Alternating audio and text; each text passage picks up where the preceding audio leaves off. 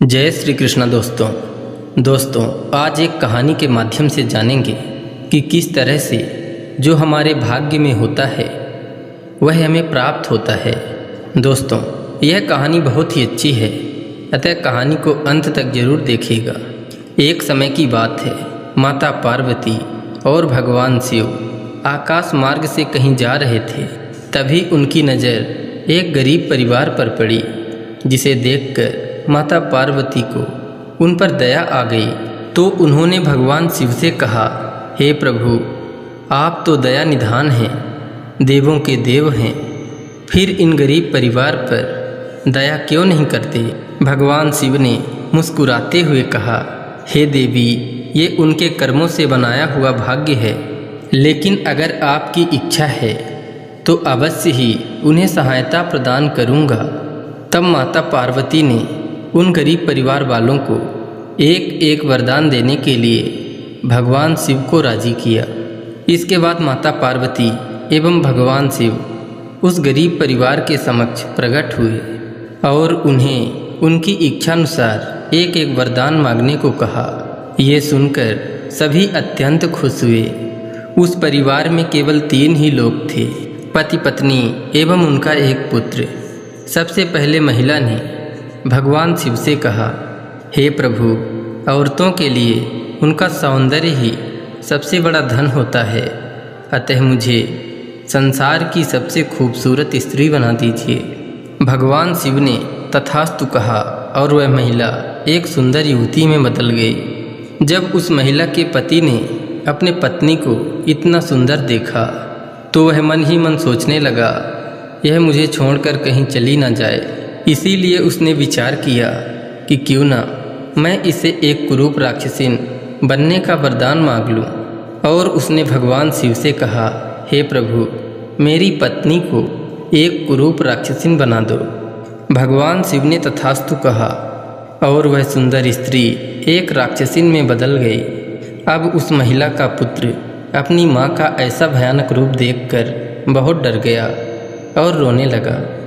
तब भगवान शिव ने कहा, हे पुत्र, अभी तुम्हारा वरदान बाकी है, तुम अपना वरदान मांग लो। तो उस पुत्र ने रोते हुए कहा, हे प्रभु, मेरी माँ पहले जैसे थी उसे वैसा ही बना दो। भगवान शिव ने पुनः तथास्तु कहा और वह महिला अपने वास्तविक रूप में आ गई। तीनों लोगों के द्वारा वरदान मांगा जा चुका था, परंतु स्थिति वैसे ही थी जैसे कि वरदान मांगने से पहले थी। अब भगवान शिव और माता पार्वती वापस जाने लगे तो रास्ते में भगवान शिव ने माता पार्वती से कहा, हमारे चाहने से भी मनुष्य का भाग्य बदला नहीं जा सकता, क्योंकि मनुष्य अपने भाग्य का निर्माण अपने कर्मों के द्वारा करता है और सभी को अपने कर्मों का फल भुगतना ही पड़ता है, इस जन्म में नहीं तो अगले जन्म में। दोस्तों, हमारे भाग्य हमारे द्वारा किए जाने वाले कर्म से ही बनता है, इसे बदला नहीं जा सकता। जो जैसा कर्म करता है उसका फल उसे अवश्य ही मिलता है। दोस्तों, भगवान शिव से जुड़ी एक और कथा आपको सुनाते हैं।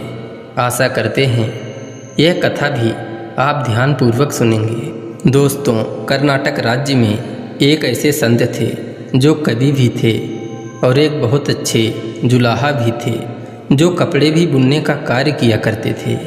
उनका नाम दास मैया था। एक बार उन्होंने पगड़ी का कपड़ा बनाना शुरू किया और वह पगड़ी का कपड़ा इतना पतला और बारीक बना रहे थे कि उसको बनाने में उन्हें पूरा 1 माह लग गया। बनने के बाद वह कपड़ा भी बहुत सुंदर लग रहा था। कपड़ा बन जाने के बाद दास मैया कपड़ा को बेचने के लिए बाजार गए, क्योंकि उनकी जीविका ही कपड़ा बेचकर चलती थी। लेकिन वह कपड़ा अत्यधिक सुंदर था, जिस कारण से किसी ने भी उसकी कीमत नहीं पूछी, क्योंकि सभी लोगों को लग रहा था कि यह कपड़ा बहुत महंगा होगा। वह कपड़ा तो बिक नहीं पाया, इसीलिए उस कपड़े को लेकर दास मैया वापस लौट रहे थे।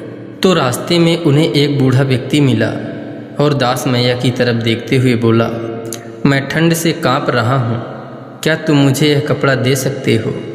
दास मैया दयावान व्यक्ति थे।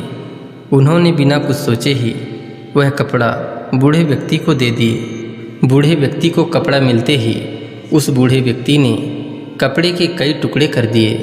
एक टुकड़े को बूढ़े व्यक्ति ने सिर पर बांध लिया, दूसरा टुकड़ा छाती पर और दो टुकड़ा हाथ एवं पैर में बांध लिया। इसके बाद वहीं पर बैठ गया। दास मैया वहीं पर खड़े होकर यह सब देख रहे थे। अचानक बूढ़े व्यक्ति ने कहा, क्या आपको कोई दिक्कत है? तो दास मैया ने कहा, नहीं, मुझे कोई दिक्कत नहीं। यह कपड़ा तो अब आपका ही है, आप जो चाहे कर सकते हैं। इसके बाद दास मैया ने उस बूढ़े व्यक्ति को अपने घर खाना खिलाने के लिए ले गए, लेकिन घर में खाने की कोई सामग्री नहीं थी। अतिथि को देखकर दास मैया की पत्नी कहने लगी कि घर में इतना भी अनाज नहीं है कि हम लोग खा सकें, इसके बाद भी आप मेहमान को लेकर आए हैं। दास मैया ने कहा, हम लोग भूखे ही रह लेंगे, परंतु अतिथि के लिए जो कुछ भी हो बनाकर ले आओ। दास मैया को असमंजस में पड़ा देखकर वह बूढ़ा व्यक्ति अपने वास्तविक रूप में आ गया। दोस्तों, वह बूढ़ा व्यक्ति कोई और नहीं बल्कि साक्षात भगवान शिव थे। भगवान शिव ने एक मुट्ठी चावल दास मैया के बर्तन में डाल दिया, जिससे वह बर्तन अक्षय बर्तन बन गया। यहाँ पर अक्षय शब्द का आशय है जो कभी खत्म नहीं होता। जिस बर्तन में भगवान शिव ने चावल डाला था, उस बर्तन का चावल कभी खत्म नहीं हुआ, जिससे दास मैया एवं उसकी पत्नी ने ज़रूरतमंदों की खूब सेवा की, अर्थात भूखों को भोजन कराया एवं कई लोगों को भगवान की भक्ति के लिए प्रेरित भी किया। दोस्तों, मैं भगवान से प्रार्थना करता हूँ कि जिस तरह दास मैया को उन्होंने अक्षय भंडार दिया, उसी तरह इस कथा को सुनने वाले सभी श्रोता बंधुओं को भी अक्षय वरदान प्राप्त हो। दोस्तों, आशा करते हैं यह कहानी आपको अच्छी लगी होगी। इसी तरह ज्ञानवर्धक एवं पौराणिक कथा कहानियों को सुनने के लिए कृपया चैनल को सब्सक्राइब कर लीजिए एवं वीडियो में एक लाइक करके कमेंट में लिख दीजिए, जय शिव शंभु, हर हर महादेव।